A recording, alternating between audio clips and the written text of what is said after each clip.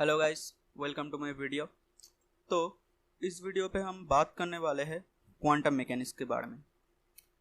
तो quantum mechanics के बारे में बात करने से पहले हमें ये ज़रूर जानना चाहिए कि क्वांटम मैकेनिक्स हम पढ़ेंगे क्यों। क्वांटम मैकेनिक्स हमें इसलिए ज़रूरत पड़ता है क्योंकि अगर हम सब एटॉमिक स्केल में चले जाए या जब हम इस तरह की पार्टिकल की एनालिसिस कर रहे हैं जिसका साइज़ बहुत ही छोटा है, तो वहाँ पे होता ये है कि क्लासिकल मैकेनिक्स या क्लासिकल फिजिक्स के जो लॉ है वो वैलिड नहीं होता, वो फेल कर जाते हैं। वो फिनोमेना जो होता है एटॉमिक स्केल में या सब एटॉमिक स्केल में या छोटे पार्टिकल के द्वारा, वो क्लासिकल फिजिक्स एक्सप्लेन नहीं कर पाता। सिर्फ यही बात नहीं है, ये तो हो गया साइज की बात। अगर साइज छोटा है तो क्लासिकल मैकेनिक्स फेल हो जाता है। अगर चीज़ों का स्पीड, हम जिसको एनालिसिस कर रहे हैं उसका स्पीड अगर बहुत ही ज़्यादा हो तो भी जाके क्लासिकल मैकेनिक्स फेल हो जाता है। तब हमें ज़रूरत पड़ता है आइंस्टाइन की स्पेशल थ्योरी ऑफ रिलेटिविटी की। तो ये दोनों जगह है जहाँ जाके क्लासिकल मैकेनिक्स फेल हो जाता है। तो हम साइज, तो हम ये तो कह सकते हैं कि साइज और स्पीड के अनुसार हम क्लासिकल मैकेनिक्स के लिमिटेशन बना सकते हैं। तो इसी लिमिटेशन के बेसिस पे हम फिजिक्स के 4 फ्रेमवर्क डिफाइन कर सकते हैं कि कहाँ पे हमें कौन सा फिजिक्स लगाना है। तो अब आप ये सोच रहे होंगे कि ये फ्रेमवर्क क्या होता है। फ्रेमवर्क मतलब किसी सेट ऑफ रूल को फॉलो करना। जैसे अगर आप क्लासिकल मैकेनिक्स यूज़ करते हो तो वहाँ आप सेट ऑफ रूल को फॉलो करते हो जो होता है Newton's law, energy conservation and momentum conservation. वैसे ही जब आप इलेक्ट्रोडायनामिक्स को फॉलो करते हो, इलेक्ट्रोडायनामिक्स में जाके वहाँ पे आप कूलम्स लॉ फॉलो करते हो, इलेक्ट्रोमैग्नेटिज्म में जाके वेव करते हो तो मैक्सवेल्स इक्वेशन को फॉलो करते हो। तो ये सेट ऑफ रूल, ये सेट ऑफ लॉस को फॉलो करना, इसको कहा जाता है फ्रेमवर्क। को किस हम इस तरह डिफाइन कर सकते हैं एक एक्सिस बना के। तो वो चलिए देखते हैं।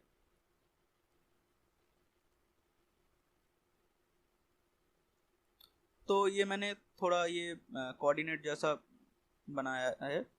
तो ऊपर के एक्सिस को मैं नाम दे देता हूँ साइज,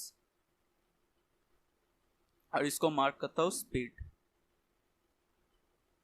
यहाँ तक मैं लेबल कर देता हूँ। यहाँ तक जो साइज है ये एटॉमिक स्केल में है, एटॉमिक स्केल। और बाकी का जो साइज है ये रेगुलर स्केल में है,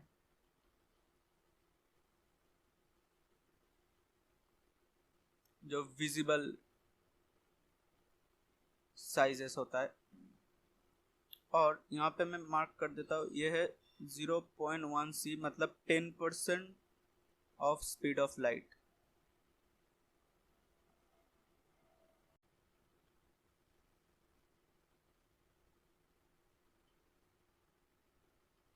तो इनके हिसाब से फिजिक्स के हम 4 फ्रेमवर्क डिफाइन कर सकते हैं।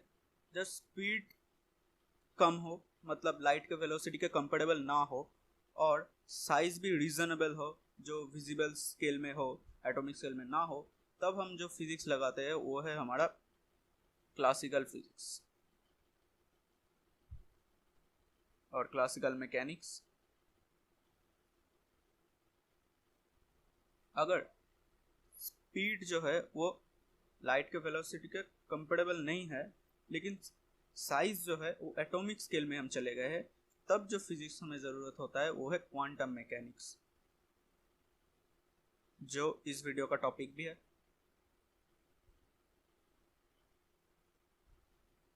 दूसरा जो एरिया है वो है स्पेशल थ्योरी ऑफ रिलेटिविटी। जब साइज रीजनेबल है लेकिन स्पीड लाइट के वेलोसिटी का कंपेरेबल है।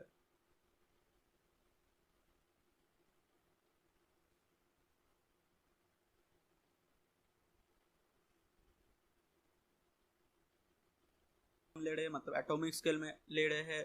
और जो सब एटॉमिक पार्टिकल है जिसको हम एनालिसिस कर रहे हैं वो बहुत ही स्पीड से मूव कर रहा है, मतलब लाइट के वेलोसिटी के कंपेरेबल स्पीड से मूव कर रहा है। तब हमें जो थ्योरी की ज़रूरत पड़ता है वो है quantum field theory,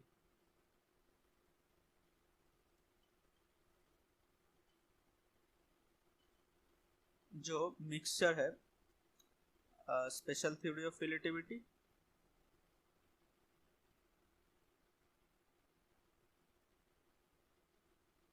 plus quantum mechanics.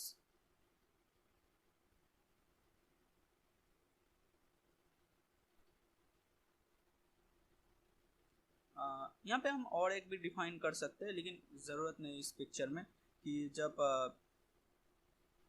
चीज़ों का साइज और ज़्यादा बड़ा हो जाता है, सेलेस्टियल ऑब्जेक्ट में हम चले जाते हैं, तब जो थ्योरी हमें ज़रूरत पड़ता है वो होता है general theory of relativity. But चलो उसको हम स्किप करते हैं। तो ये 4 मेन फ्रेमवर्क्स है फिजिक्स के, जिसके बेसिस पे हम एनालिसिस करते हैं। तो इस वीडियो का टॉपिक है क्वांटम मैकेनिक्स। क्वांटम मैकेनिक्स तो ठीक है, क्वांटम मैकेनिक्स में पता है कि एटॉमिक स्केल में जाकर लगता है, लेकिन क्यों, ऐसा क्यों है, क्लासिकल मैकेनिक्स क्यों फेल हो गया एटॉमिक स्केल में जाके? ये जानने के लिए हमें क्लासिकल मैकेनिक्स के जो कोर कॉन्सेप्ट्स है, कि क्लासिकल मैकेनिक्स में जो कोर बिलीव्स है, उनको हमें पहले जानना होगा। तो चलिए पहले वो जानते हैं कि क्लासिकल मैकेनिक्स मतलब जो उसके जो कोर कॉन्सेप्ट ये क्या है, वो किस तरह एनालिसिस करता है चीज़ों को, तो ये हमें जानना ज़रूरी है।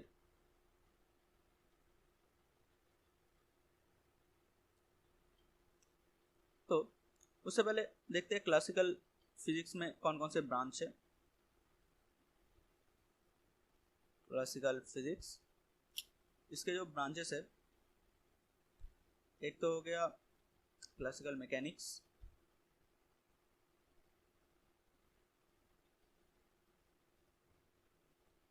दूसरा हो गया इलेक्ट्रोडायनामिक्स,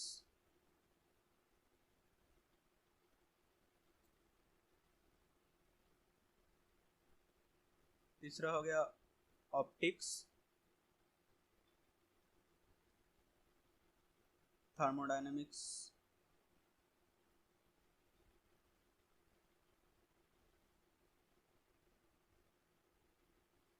ऐसे एटसेट्रा। सो ये जो फिजिक्स के ब्रांच है, इसमें एक बात कॉमन है कि इन सारे ही चीज़ों में हम एनालिसिस जब करते हैं, वहाँ पे हम 2 फ्रेमवर्क लेते हैं। हम चीज़ों का एनालिसिस के लिए जो चीज़ हम एनालिसिस करते हैं, हम मानते हैं कि वो जो हमारा जो चीज़ है जिसको हम एनालिसिस कर रहे हैं, वो पार्टिकल है या वो वेव है। मतलब हम जब क्लासिकल फिजिक्स में एनालिसिस करते हैं, जब एनर्जी कैरियर लेते हैं, अगर कोई पार्टिकल जा रहा है तो उसमें हम क्या लगाते हैं, मोमेंटम कंजर्वेशन वगैरह, एनर्जी कंजर्वेशन वगैरह लगाते हैं। अगर वेव है तो उसका एम्पलीट्यूड है, एनर्जी है। तो हम एनर्जी कैरियर को क्लासिकल फिजिक्स में 2 ही एक्सट्रीम में डिवाइड करते हैं। एनर्जी पार्टिकल फॉर्म में हो सकता है या वेव के फॉर्म में हो सकता है। पार्टिकल फॉर्म में खासियत क्या है कि एनर्जी होता है वो लोकलाइज्ड होता है, और पार्टिकल के पास ही होता है, वो लोकलाइज्ड होता है, स्पेस में लोकलाइज होता है, लोकलाइज इन स्पेस होता है। लेकिन वेव में क्या होता है, वो डीलोकलाइज होता है, लोकलाइज,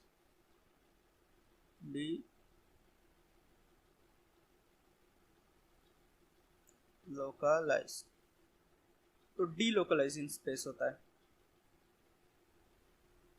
तो ये दोनों एक्सट्रीम्स है क्लासिकल मैकेनिक्स में, कि वो हाईली लोकलाइज इन स्पेस होगा तो वो पार्टिकल, अगर एनर्जी हाईली डीलोकलाइज है तो वेव। तो ये दोनों एक्सट्रीम्स है। अब एक बात हम जानते हैं कि अगर कोई पार्टिकल है और कोई वेव है, ये सोचो कोई भी आयरन बॉल और ये कोई रेडिएशन है, हीट एक रेडिएशन है, ये हीट है। तो हम जानते हैं इसके साथ जो एनर्जी एक्सचेंज होगा वेव के साथ एक पार्टिकल का, वो किसी भी अमाउंट का हो सकता है, एनी, वो कंटिन्यूअस होता है, एनी अमाउंट।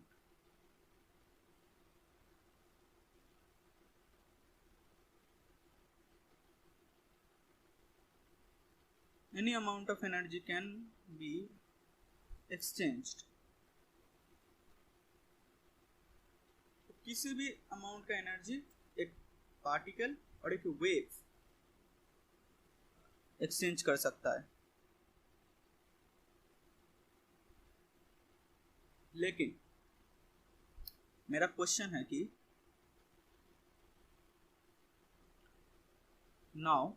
मेरा क्वेश्चन है अब कि अगर कोई पार्टिकल पार्टिकल इंटरेक्शन हो रहा है,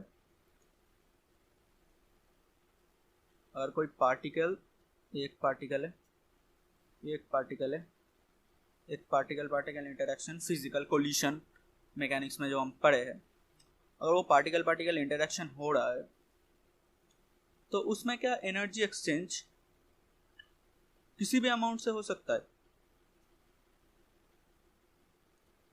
एनर्जी एक्सचेंज कंटिन्यूअस और डिस्क्रीट? अगर सभी फिक्स्ड है, मान लो ये v1 वेलोसिटी से मूव कर रहा है, ये v2 वेलोसिटी से मूव कर रहा है, तो इसके पास काइनेटिक एनर्जी है, इसके पास भी काइनेटिक एनर्जी है, और इसके पास मास है m1 m2। तो क्या ये any amount of energy share कर सकते हैं अब दोनों के साथ? मतलब ये आपस में क्या any amount of energy share कर सकते हैं या discrete amount of energy share करते हैं पार्टिकल पार्टिकल कोलिशन में? तो इसके लिए हमें क्लासिकल मैकेनिक्स में जाना होगा। तो चलिए देखते हैं कोलिशन चैप्टर की जो थ्योरीज है उसको हम एक बार रिवाइज कर लेते हैं। तो ये पहला पार्टिकल है, मास m1 है, ये दूसरा पार्टिकल है, मास m2 है, ये u1 वेलोसिटी से मूव कर रहा है, ये u2 वेलोसिटी से मूव कर रहा है। तो और दोनों के बीच में फिर कोलिशन हुआ, कोलिशन हो गया,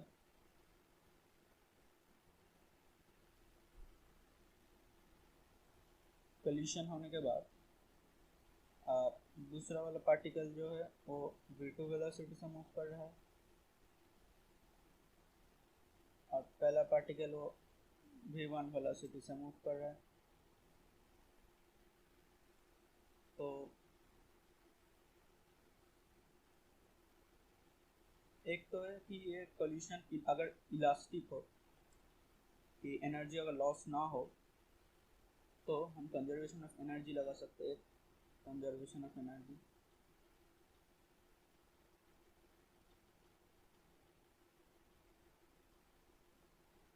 कंजर्वेशन ऑफ एनर्जी लगा सकते हैं यहाँ पे। Kinetic energy, conservation of energy, kinetic energy जो है half m u1 m1 u1 square plus half m2 u2 square equals to half m1 v1 square plus half m2 v2 square. ऐसे half हम काट सकते हैं और हम m1 को एक तरफ ले सकते हैं,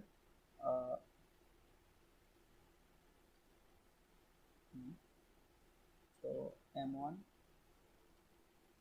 e1 square minus v1 square plus two m2 into v2 square minus u2 square.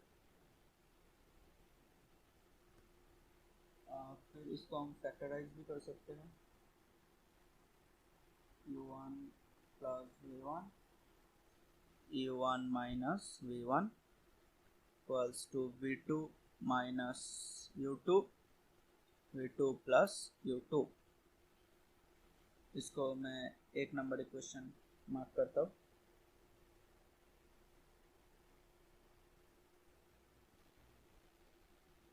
उसके बाद हम क्या कर सकते हैं, हम ये नोटिस कर सकते हैं कि यहाँ पे गौर से देखिए, इस पूरे को हम एक सिस्टम मान सकते हैं, और अगर ये सिस्टम है तो इन पे बाहर से कोई भी फोर्स नहीं लगा है। ये जो कोलिशन हुआ है ये आपस में हुआ है, तो इन दोनों का सिस्टम, अगर कोई बाहर से एक्सटर्नल फोर्स नहीं लगा है, अगर F एक्सटर्नल 0 है, और F एक्सटर्नल को हम क्या लिख सकते हैं, D P dt equals to F external, और जो है 0, मतलब p जो है वो कांस्टेंट होगा। न्यूटन का सेकंड लॉ ये, तो मोमेंटम कंजर्व होगा इस सिस्टम के लिए, तो हम मोमेंटम कंजर्वेशन भी लगा सकते हैं। तो अगर हम मोमेंटम कंजर्वेशन को अप्लाई करते हैं तो क्या होगा, होगा m1u1 plus m2u2 equals to m1v1 plus m2v2। Similarly हम u1 माइनस v1 इसको इस साइड ला सकते हैं और इसको इस साइड भेज सकते हैं, v2 माइनस u2। इसको हम 2 नंबर इक्वेशन मार्क कर सकते हैं। और अगर इसको इससे डिवाइड कर दूँ तो मैं, तो बनेगा u1 plus v1 equals to v2 plus u2, ये बन रहा है।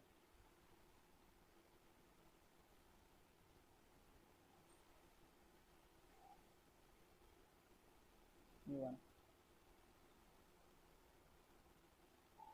तो मुझे ये इक्वेशन मिला इससे। तो अब हम इस इक्वेशन से एक काम कर सकते हैं, और हमारे पास मोमेंटम कंजर्वेशन इक्वेशन भी है। इसको मैं 3 नंबर इक्वेशन मार्क करता हूँ। इससे मैं 2 इक्वेशन बनाता हूँ, m1 मल्टीप्लाई करके m1u1 plus m1v1 m1v2 plus m1u2, और दूसरी तरफ मैं m2 मल्टीप्लाई करके इससे और एक इक्वेशन बनाता हूँ, m2u1 plus m2v2 equals to m2v2 plus m2u2। और हमारे पास था मोमेंटम कंजर्वेशन इक्वेशन जो था m1u1 plus m2u2 equals to m1v1 plus m2v2। अगर मैं ऐड कर दूँ, इसको ऐड करते, दोनों का अगर मैं ऐड कर दूँ तो बनेगा 2 m1u1, और इस तरह बनेगा m2u2 plus m1v1 equals to m1v1 plus m2v2 plus m1v2 plus m1u2। तो ये m1v1 कटा, तो इस इक्वेशन से v1 रिमूव हो चुका है, तो हमारे पास सिर्फ है v2 जो, और हम इसको इस साइड भेज सकते हैं। तो इस साइड में हो गया 2m1u1 plus m2 minus m1u2, इधर पे हो गया मेरा m2 प्लस m1 v2। तो यहाँ से हमें v2 मिल जाएगा 2m1 by m1 plus m2 u1 plus m2 minus m1 by m1 plus m2 u2। तो ये हमें v2 मिल गया है। यहाँ पे नोटिस करने वाली बात जो है वह, अगर m1 m2 ये दोनों फिक्स्ड ही होता है, तो ये दोनों फिक्स्ड है क्योंकि मास है, और u1 u2 ये भी फिक्स्ड है।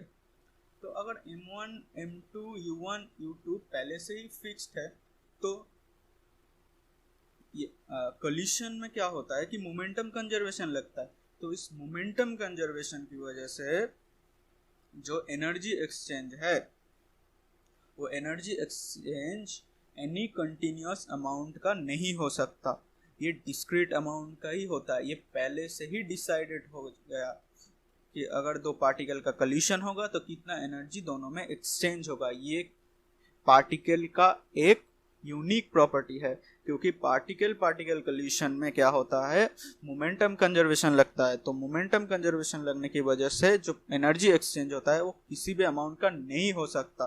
तो यही एक पार्टिकल का स्पेशल प्रॉपर्टी है। तो इसीलिए पार्टिकल को जब हम डिफाइन करते हैं, तो पार्टिकल को डिफाइन करने के लिए पार्टिकल को हम बोलते हैं उसके पास वेल डिफाइंड एनर्जी और मोमेंटम होता है। ऑन द अदर हैंड जो वेव होता है उसको हम कैरेक्टराइज करते हैं, वेव को, उसके पास क्या होता है, उसका एम्पलीट्यूड होता है जो एनर्जी की इक्विवेलेंट है, और वेव वेक्टर या वेव नंबर के ये किस डायरेक्शन में प्रोपागेट कर रहा है, इन दोनों की बेसिस पे वो हम वेव को डिफाइन करते हैं। पार्टिकल को हम डिफाइन करते हैं वेल डिफाइंड एनर्जी और मोमेंटम की वजह से। तो इसीलिए जो पार्टिकल और वेव का इंटरेक्शन होता है उसमें कोई भी अमाउंट का एनर्जी शेयर हो सकता है, लेकिन पार्टिकल पार्टिकल कोलिशन में discrete amount of energy he share हो सकता है। तो ये तो ठीक है, क्लासिकल मैकेनिक्स की प्रॉपर्टीज है। लेकिन क्लासिकल मैकेनिक्स में क्या एजम्पशन किया था पहले से, एजम्पशन नहीं, बेसिकली वो उसका फ्रेमवर्क है। तो क्लासिकल मैकेनिक्स क्या एज्यूम करता है, अगर कोई भी चीज पार्टिकल है तो पार्टिकल है, वो वेव नहीं हो सकता। अगर कोई चीज वेव है तो वो वेव ही है, वो पार्टिकल की तरह बिहेव नहीं कर सकता। मतलब अगर कोई चीज पार्टिकल है तो वो पार्टिकल के साथ इंटरेक्ट करेगा, पार्टिकल पार्टिकल इंटरेक्शन में discrete amount of energy share करेगा, क्योंकि उसके पास वेल डिफाइंड मोमेंटम है, और मोमेंटम कंजर्वेशन की वजह से हमने देख भी लिया कि वो discrete amount of energy share कर सकता है। लेकिन वेव में ऐसा कॉन्सेप्ट नहीं है। अगर वो चीज़ वेव है, अगर वो पार्टिकल के साथ, मैटर के साथ इंटरेक्ट करता है, तो वो कोई भी अमाउंट ऑफ एनर्जी शेयर कर सकता है, क्योंकि उसमें वो मोमेंटम कंजर्वेशन वाला कोई चीज़ है ही नहीं। तो ये दोनों एक्सक्लूसिव कॉन्सेप्ट है म्यूचुअली। कोई चीज़ अगर वेव है तो वेव है, अगर पार्टिकल है तो वो पार्टिकल है। तो क्लासिकल मैकेनिक्स की यही जो ये कॉन्सेप्ट था, कोर कॉन्सेप्ट, अगर वेव है तो वेव की तरह बिहेव करेगा, वो पार्टिकल की तरह कैरेक्टराइजेशन नहीं शो करेगा। सेम अगर कोई भी पार्टिकल है तो पार्टिकल की तरह ही होगा, वो वेव की तरह बिहेवियर शो नहीं करेगा। तो इसी कॉन्सेप्ट की वजह से क्लासिकल मैकेनिक्स फेल हो गया था, क्योंकि क्लासिकल मैकेनिक्स कह रहा था कि अगर वेव है तो पार्टिकल के साथ इंटरेक्ट करेगा, discrete amount of energy share करेगा। लेकिन हमने जब ब्लैक बॉडी स्पेक्ट्रम या फोटो इलेक्ट्रिक इफेक्ट के बारे में पढ़ा, तो हमने देखा उसको अगर हम एनालिसिस करने जाएंगे तो वो क्लासिकल फिजिक्स से एक्सप्लेन नहीं कर पाएंगे हम। अगर हम फोटो इलेक्ट्रिक इफेक्ट की बात करें, जो सिंपलेस्ट एग्जांपल है इस सिनारियो में, तो फोटो इलेक्ट्रिक इफेक्ट में होता है कि एक मैटर का या एक क्या बोलते हैं, कंडक्टर या मेटल का जो सरफेस होता है, उस पर अगर कोई रेडिएशन गिरता है, कोई वेव गिर रहा है, रेडिएशन, तो वो वेव और वो जो सरफेस में जो पार्टिकल मतलब मैटर है, तो वो तो कंटिन्यूस अमाउंट का एनर्जी शेयर करना चाहिए। अगर वो कंटिन्यूस अमाउंट ऑफ एनर्जी, कोई भी अमाउंट ऑफ एनर्जी शेयर कर सकता है, मैं जितना देर तक गिराऊंगा वो उतना देर तक एनर्जी शेयर करेगा, इंटेंसिटी बढ़ा दूंगा तो ज़्यादा एनर्जी शेयर करेगा, तो ज़्यादा एनर्जी शेयर करेगा तो इलेक्ट्रॉन निकलना चाहिए वहाँ से। लेकिन हमने देखा ऐसा होता नहीं है कि इलेक्ट्रॉन निकलेगा कि नहीं निकलेगा, ये डिपेंड करता है वो जो रेडिएशन गिर रहा है, वो जो लाइट गिर रहा है, उसकी फ्रीक्वेंसी पर डिपेंड कर रहा है कि इलेक्ट्रॉन निकलेगा कि नहीं निकलेगा।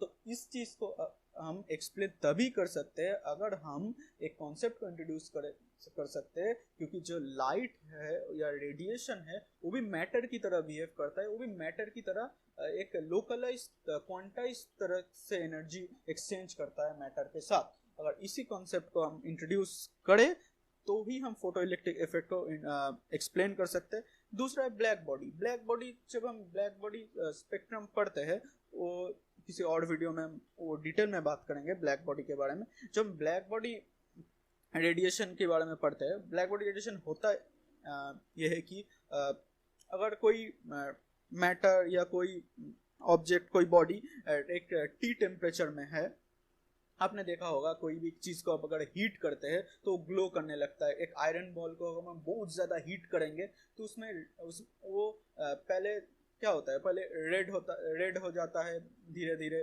फिर और ज़्यादा हीट करेंगे तो वाइट हो जाता है। ऐसे ही मतलब उससे अगर हम उसको सर्टेन टेम्परेचर में रखें तो एक रेडिएशन एमिट करता है।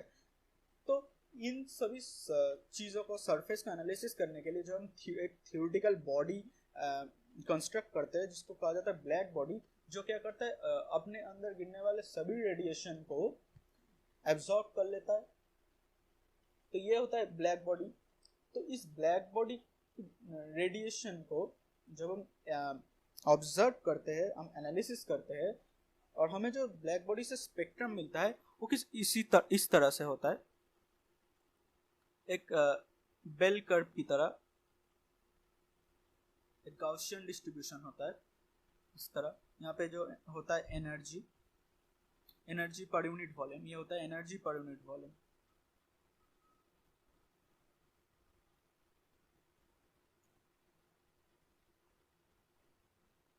तो पर यूनिट वॉल्यूम में से जितना एनर्जी आ रहा है उसको हम फ्रीक्वेंसी के फंक्शन में प्लॉट करते, जो पर यूनिट वॉल्यूम से जो रेडिएशन आ रहा है उस रेडिएशन में हम देखते हैं कि कौन से फ्रीक्वेंसी प्रेजेंट है। तो वो जो फ्रीक्वेंसी को हम प्लॉट करते हैं, सपोज ये फ्रीक्वेंसी इतना प्रेजेंट है, ये फ्रीक्वेंसी थोड़ा ज़्यादा है, उसमें से कोई एक फ्रीक्वेंसी वो सबसे ज़्यादा मौजूद है, बाकी के फ्रीक्वेंसी जैसे हायर फ्रीक्वेंसी में जाएंगे वो कम प्रेजेंट है। तो इस तरह का जो कर्व हमें मिलता है, अगर इसको हम एनालिसिस करना चाहे, अगर हम क्लासिकल फिजिक्स से ये पूछे कि क्या हम थियोरेटिकली पहले से प्रेडिक्ट कर सकते हैं अगर ये टी टेम्परेचर में है तो इसमें जो रेडिएशन निकलेगा वो कौन से फ्रीक्वेंसी में, सपोज न्यू नॉट एक फ्रीक्वेंसी है तो उसमें कितना एनर्जी आएगा, एक्सपेरिमेंट किए बिना कितना एनर्जी आएगा। तो इसके लिए क्या करना पड़ेगा, इस कर्व को हमें फिट करना होगा, इसका कोई फंक्शनल फॉर्म होना चाहिए, इसका कुछ फंक्शनल फॉर्म होना चाहिए। अगर हमें कोई फंक्शनल फॉर्म मिल जाए तो हम वहाँ पे न्यू डालेंगे और फंक्शन की वैल्यू निकल लेंगे, और जितना भी फंक्शन का वैल्यू होगा वहाँ से हम पता कर सकते हैं कि इस फ्रीक्वेंसी का एनर्जी कितना होगा, कि न्यू नॉट फ्रीक्वेंसी में कितना एनर्जी कंटेंट है। तो यही क्वेश्चन क्लासिकल फिजिक्स के पास नहीं है। जब हम ब्लैक बॉडी रेडिएशन को ऑब्जर्व करेंगे तब हम देखेंगे कि ये हम एक्सप्लेन नहीं कर सकते क्लासिकल मैकेनिक्स से या क्लासिकल फिजिक्स से, हम इसको एक्सप्लेन नहीं कर सकते। इसको एक्सप्लेन प्लैंक ने किया था, मैक्स प्लैंक ने, उन्होंने किया ये था कि उन्होंने एक कॉन्सेप्ट इंट्रोड्यूस किया था कि जो ब्लैक बॉडी के अंदर में जो रेडिएशन जो कैप्चर्ड है, हमने पहले ही बोला था कि रेडिएशन, अगर मैटर के साथ रेडिएशन कोई भी रेडिएशन इंटरेक्ट करता है तो वो जो रेडिएशन एब्जॉर्ब कर रहा है मतलब वो एनर्जी एक्सचेंज कर रहा है, उस रेडिएशन को एब्जॉर्ब कर रहा है मतलब एनर्जी एक्सचेंज कर रहा है, तो कंटिन्यूस फॉर्म में हो सकता है। प्लैंक ने बोला नहीं, अब कंटिन्यूस फॉर्म में नहीं, चलो डिस्क्रीट फॉर्म में लेके देखते हैं। तो प्लैंक ने क्या किया था, उसको एजम्पशन लिया था कि चलो डिस्क्रीट फॉर्म में लेके देखते हैं। तो प्लैंक ने जब डिस्क्रीट फॉर्म में लिया था तभी ये कर्व जाके फिट हुआ था। बाकी बहुत सारे प्रयास हुए, जैसे रेले जीन, वाइन्स ने बहुत मतलब इस कर्व को फिट करने की कोशिश किया था। जैसे रेले जीन्स ने क्या किया था, रेले जीन्स ने जो किया था वो इस यहाँ पे लो फ्रीक्वेंसी में फिट किया था, और वाइन्स ने क्या किया था, वाइन्स ने इधर शायद इस फ्रीक्वेंसी में,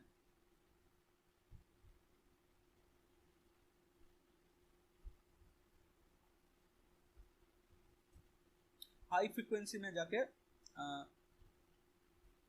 शायद वाइन्स का फिट हुआ था। ऐसे किसी ने भी पूरी तरह से फिट नहीं कर पाया अंटिल प्लैंक आया और उसने बोला कि जो मैटर है और जो रेडिएशन है वो डिस्क्रीट फॉर्म में एनर्जी को एक्सचेंज करते हैं। तो प्लैंक का ये जो कॉन्सेप्ट था कि रेडिएशन जो एनर्जी को कैरी करता है वो कॉन्टिन्यूअस फॉर्म में नहीं करता, वो डिस्क्रीट फॉर्म में एनर्जी को कैरी करता है, ये फिजिक्स का एक रेवोल्यूशनरी कॉन्सेप्ट था जिससे एक नया फिजिक्स का जन्म हुआ, जिसको हम आज क्वांटम मैकेनिक्स के नाम से जानते हैं। क्वांटम जो वर्ड है ये वही जो रेडिएशन की जो वो डिस्क्रीट एनर्जी पैकेट है कि रेडिएशन जो एनर्जी को कैरी करता है वो छोटे छोटे एनर्जी पैकेट के रूप में कैरी करता है, उस एनर्जी पैकेट को कहा गया क्वांटा। और इस क्वांटा से ही आया क्वांटम, जिसका मतलब है डिस्क्रीट। तो इसी से ही क्वांटम मैकेनिक्स की शुरुआत हुई। क्वांटम नाम सुनते ही लोगों को ये लगता है कि क्वांटम मैकेनिक्स का मतलब है कि स्मॉल, क्वांटम का मतलब होता है स्मॉल, बट ऐसा नहीं है। एक्चुअली जो क्वांटम वाट का जन्म हुआ ये वही एनर्जी का डिस्क्रीट जो एनर्जी पैकेट को कैरी करने की जो फिनोमेना है उसी से ही आया है। तो इस क्वांटा या क्वांटम ये जो वर्ड है ये वर्ड डिस्क्रीट को रेफर करता है, मतलब वो एक कॉन्टीन्यूअस का उल्टा। यही डिस्क्रीट जो फिनोमेना है कि ये एनर्जी जो कैरी करता है रेडिएशन वो डिस्क्रीट फॉर्म में करता है, इसी फैक्ट को वो दर्शाता है कि वर्ड क्वांटम का मतलब डिस्क्रीट होता है, छोटा नहीं। हाँ, ये बात तो सही है कि क्वांटम मैकेनिक्स स्मॉल स्केल में जाके हमें यूज़ करना पड़ता है। स्मॉल स्केल में क्लासिकल फिजिक्स हम यूज़ नहीं कर सकते, लेकिन इसका ये मतलब नहीं है कि क्वांटम मैकेनिक्स सिर्फ स्मॉल स्केल के लिए है। एक्चुअली होता क्या है कि जो बड़े स्केल में जाके भी हम क्वांटम मैकेनिक्स यूज़ कर सकते हैं, बट वो इतना यूज़फुल नहीं होगा जितना हम क्लासिकल मैकेनिक्स के कैलकुलेशन से कर सकते हैं। क्लासिकल मैकेनिक्स का कैलकुलेशन इजी होगा रादर देन क्वांटम मैकेनिक्स की, क्योंकि क्लासिकल मैकेनिक्स का जो मतलब क्वांटम मैकेनिक्स का जो लिमिट है, अगर क्वांटम मैकेनिक्स की हम लिमिट लेंगे बड़े स्केल में तो वो जाके क्लासिकल मैकेनिक्स से कोइंसाइड कर जाता है, तो हमें ज़रूरत नहीं है। लेकिन इसका ये मतलब नहीं है कि क्वांटम मैकेनिक्स स्मॉल स्केल के लिए है, उसका इफेक्ट जो है स्मॉल स्केल में जाके वो डोमिनेट करता है। मतलब स्मॉल स्केल में अगर हम क्लासिकल मैकेनिक्स यूज़ करेंगे तो हमें बहुत ज़्यादा एरर मिलेगा। इसी तरह क्वांटम मैकेनिक्स को अगर हम स्मॉल स्केल में यूज़ करेंगे तो उसमें एरर कम आएगा, तो इसीलिए हम स्मॉल स्केल में जाके क्वांटम मैकेनिक्स को यूज़ करते हैं। तो आशा करता हूँ ये वीडियो आपको पसंद आया होगा। तो आने वाले जो कॉन्सेप्ट है वो हम अगले आने वाले वीडियो पे बात करेंगे। तो तब तक के लिए गुड बाय।